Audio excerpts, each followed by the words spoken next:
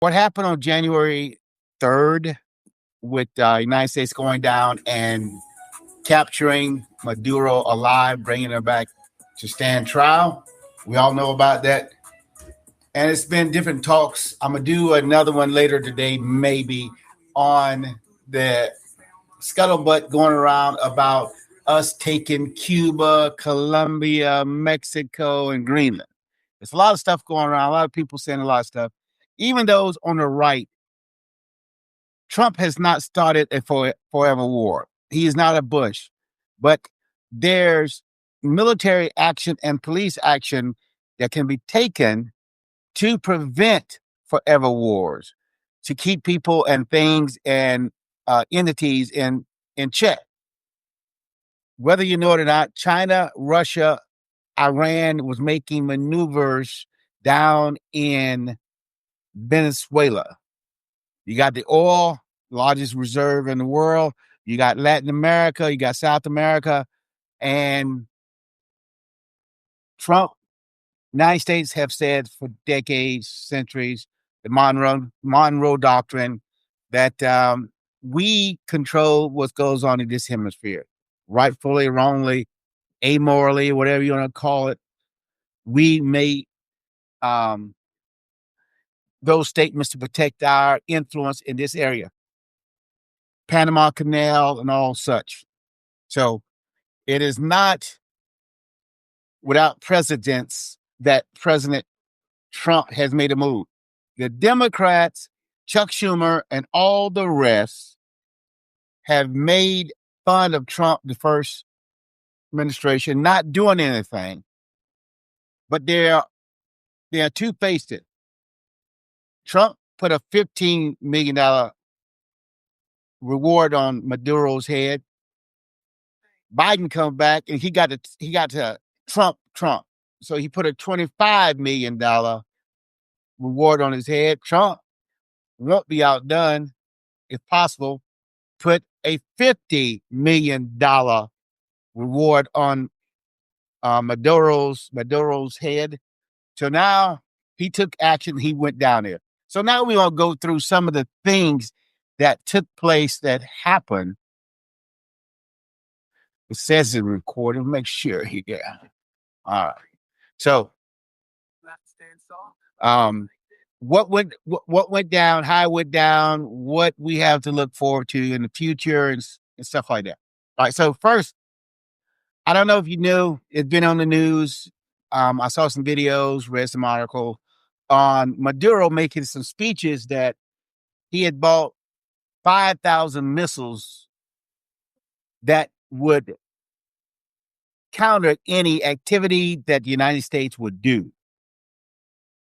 Somehow, some way, those missiles did not get fired.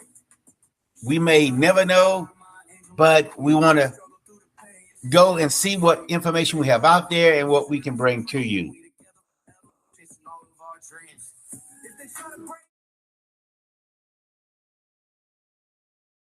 All right. The missiles are the Igla S, which is a Russian modern, what they call man pad. One individual or two with a shoulder fired missile.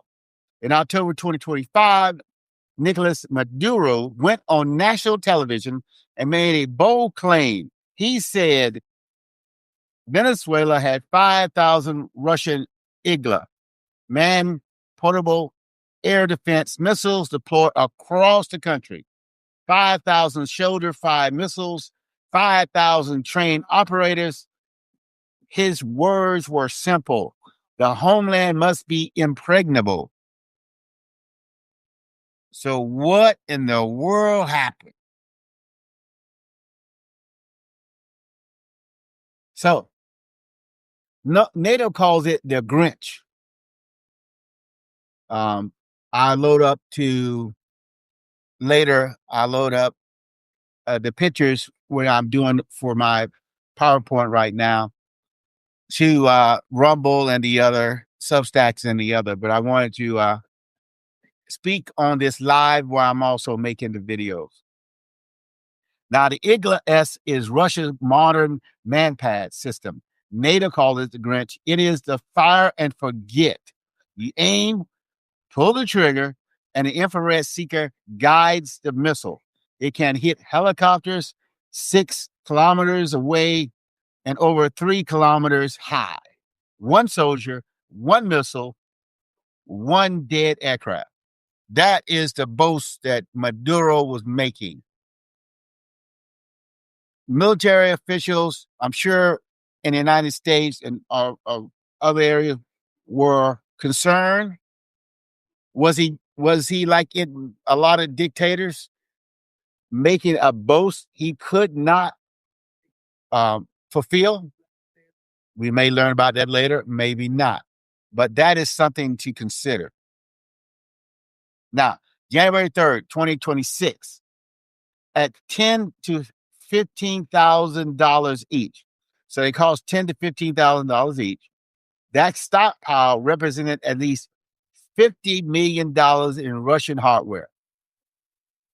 Maduro's message was clear. If you send helicopters, they will die.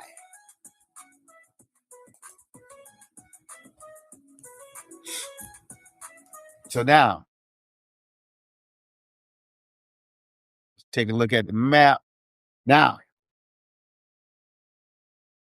when they got there, it's only one recorded incident, videotape, where a soldier, Venezuelan, attempted to fire a missile at an American helicopter. It did not work. It did not function. Around 2 a.m, American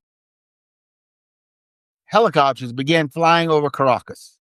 CH-47 Chinooks, big ugly planes, big ugly helicopters.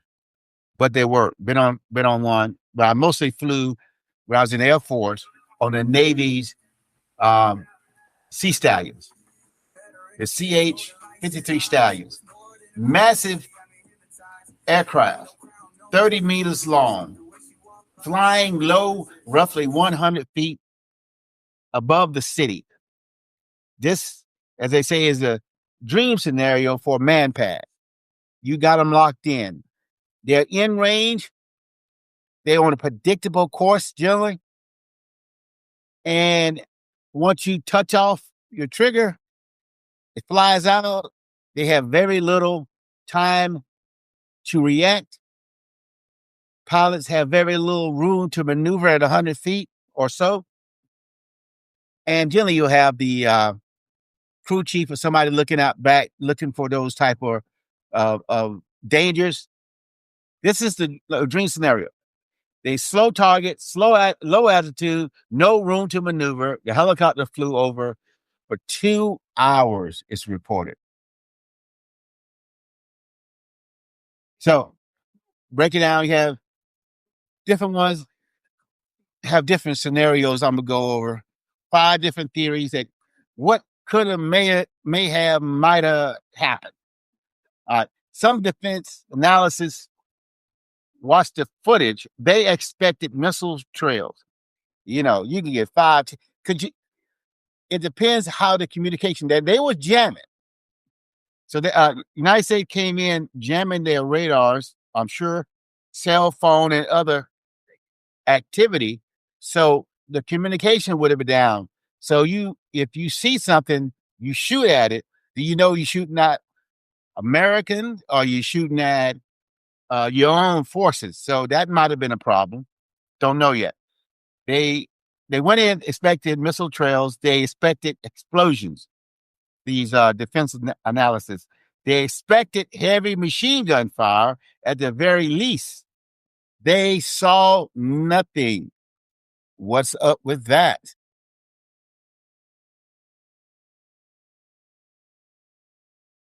No sustained anti-aircraft fire, no missile salvos, no detonations in the sky. It is reported we had 150 aircraft platforms in the skies over Caracas. Remember now, Trump has been playing his card close and he's been playing it well. You might not like it, but he closed the airspace by telling airliners, consider the airspace over Venezuela to be closed. He closed the sea lanes, a blockade. He was so slowly tightening the noose, not a quick strike at the beginning, slow, precision, methodological. But they saw no missiles. There's no detonations in the sky. They went in, they did their job, captured the supposed gang leader, supposed cartel member, head, and brought him out, him and his wife.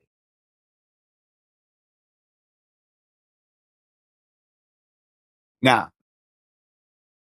there is exactly one video showing a Venezuelan soldier attempting to fire an Igla. The missile failed. It did not track or it did not launch correctly. Out of 5,000 missiles, there was only one failed attempt. 0 helicopters, thank God, were hit. So where did 5,000 man pass go? Where did it go? What happened? Now, we know the Israelis are brilliant at this with the cell phones and the beepers. Did somehow we do it? Did somehow we made it possible? Don't know. Stay on my team, your fake love hater is green as crazy. We together forever, takes another. So that's the question. Just want to make a short video. Let me know what you think. What answers do you have?